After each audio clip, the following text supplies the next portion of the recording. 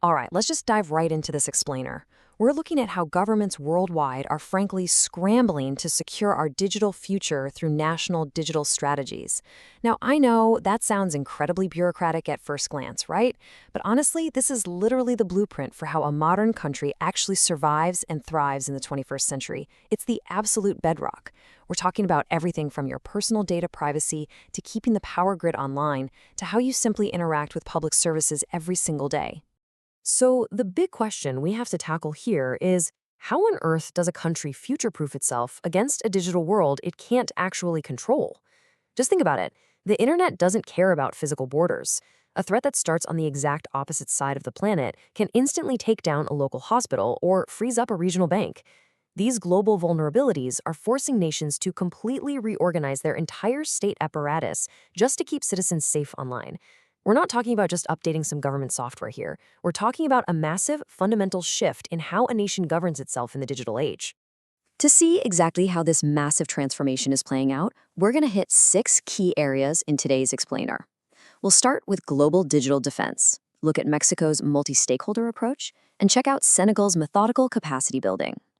Then we'll dive deep into Norway's open cyber blueprint, talk about educating for a digital future, and finally wrap up with governing the digital age. Okay, starting with Section 1, Global Digital Defense and International Frameworks. We really have to begin on the global stage here, mainly because the digital landscape moves way too fast for any single nation to go at it completely alone. International frameworks, like the Global Forum on Cyber Expertise, are absolutely vital. They exist to help countries share what actually works, figure out where they stand, and build up their national defenses based on real-world successes from around the globe. Moving right along to Section 2, Mexico's multi-stakeholder approach. Let's wind the clock back a bit to early 2017. Mexico realized, hey, we really can't afford to fall behind regional cybersecurity trends. Neighbors like Chile and Colombia were already publishing their own strategies, and there was this urgent, undeniable push within the Mexican government to step up and firmly secure their digital borders. And the sheer nationwide scale of what they attempted was just massive.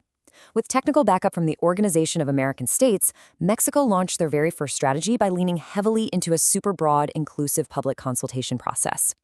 You see, they realized pretty quickly that they couldn't just lock a bunch of tech experts in a room and hope for the best. Instead, they reached out aggressively across government agencies, civil society, and the private sector. They even ran this open online consultation that pulled in over 80 pieces of really substantial feedback from everyday users, which they actually wrote into the final draft. It was a huge trust-building exercise. This whole process perfectly hits the nail on the head regarding digital governance. Carmen Valeria Solis Rivera, Mexico's director for cybersecurity, pointed out a really crucial reality. For the strategy to actually work, it had to be intricately tailored to the unique local needs, concerns, and dynamics at play right there in Mexico. You simply can't just copy-paste international solutions and call it a day. While global best practices are a fantastic launchpad, a truly resilient strategy has to reflect the specific culture and unique vulnerabilities of the actual country it serves. Now, what is really fascinating to me is the contrast in how different countries tackle this exact same puzzle. On one hand, you've got Mexico's super broad public consultation heavy strategy, really focusing on getting massive stakeholder buy-in right from the jump. But on the other hand, you have this highly methodical capacity review first approach used by our next country, Senegal. Both are incredibly valid, fantastic ways to build a strategy, but they tackle the problem from completely different philosophical angles. Which brings us to Section 3, Senegal's methodical capacity building. Senegal took a highly structured, distinctly data-driven path to its first national cybersecurity strategy, officially publishing it back in April 2018. I mean, where do you even start when you're building an entire national cyber defense architecture completely from scratch? Well, for Senegal, they kicked things off with a comprehensive baseline review, using a framework from Oxford University called the Cybersecurity Capacity Maturity Model. They went out and gathered incredibly granular data to truly understand their existing vulnerabilities and institutional gaps before they even thought about drafting a single piece of policy. They needed to know exactly where they stood, what systems were exposed, what resources were missing, before plotting out a realistic roadmap. And this methodical approach really paid off, leading to a crystal clear vision for 2022. They legally and structurally laid out 5 distinct strategic objectives: strengthening their legal framework, protecting critical infrastructure, which is a huge deal since the private sector owns so much of it there, promoting a culture of cybersecurity, boosting their technical capacity, and keeping up active international participation. It's a completely thorough, ground-up blueprint for national security.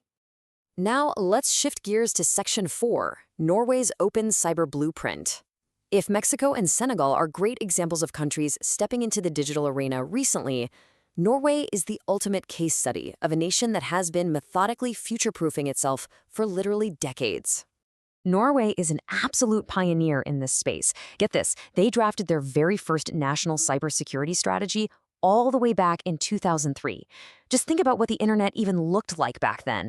They were in the absolute first wave of nations to recognize that cyberspace was rapidly becoming a critical, emerging threat area that required its own dedicated committee just to keep evaluating vulnerabilities. But here's the thing. Despite that massive head start, they didn't get complacent. When prepping their fourth strategy in 2018, the lead architect, Robin Bakke, made it clear he wanted this to be the most open strategy process ever, and they seriously delivered.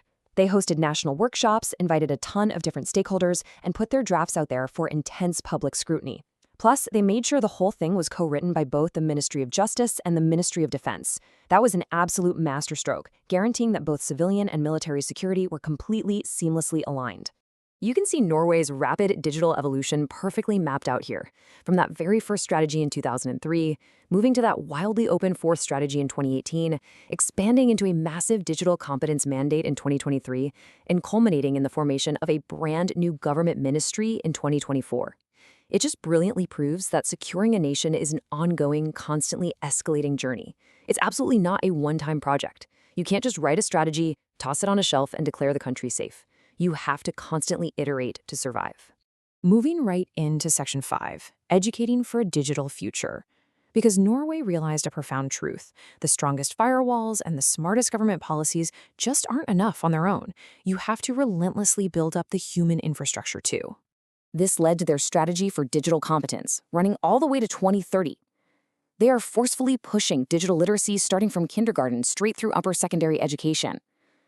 But the really innovative part here?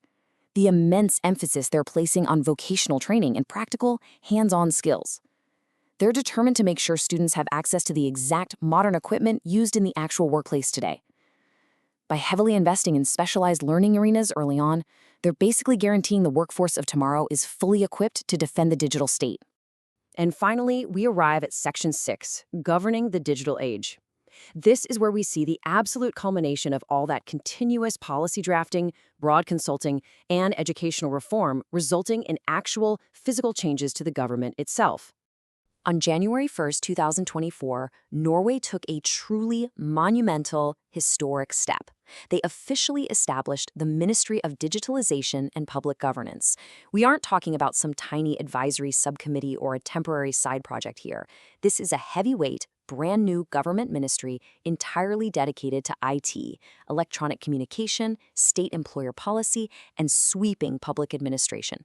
It is a fundamental reorganization of executive power to meet modern technological demands. And they definitely didn't start small. 130. To kickstart this powerful new arm of the government, exactly 130 deeply experienced employees were transferred in directly from the Ministry of Local Government. The goal was simple: hit the ground running with formidable expertise on day one, ensuring this newly minted ministry had an immediate, undeniable operational impact across the entire state apparatus. When you look at the sheer scope of what this ministry controls, it proves just how incredibly centralized and fiercely serious Norway's digital governance has become. Under this single umbrella, you've got everything from the Research Council to the Data Protection Authority, all the way to the Communications Authority.